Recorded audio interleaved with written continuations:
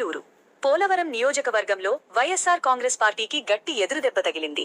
ముఖ్యమంత్రి చంద్రబాబు నాయుడు నాయకత్వంలోని తెలుగుదేశం పార్టీ విధి విధానాలు, రాష్ట్ర అభివృద్ధి పట్ల ఆకర్షితులై పోలవరం మండలానికి చెందిన పలువురు కీలక వైసీపీ నాయకులు ఈ రోజు టీడీపీ తీర్థం పుచ్చుకున్నారు.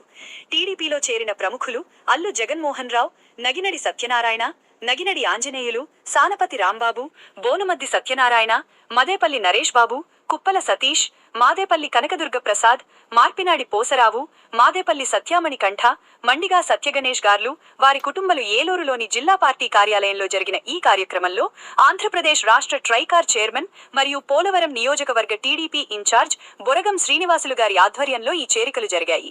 ఏలూరు పార్లమెంట్ సభ్యులు శ్రీ పుట్ట మహేష్ కుమార్, జిల్లా టీడీపీ పార్టీ అధ్యక్షులు బడేటి రాధాకృష్ణయ్య చంటి గారు వీరికి పార్టీ కండువాలు కప్పి సాదరంగా ఆహ్వానించారు.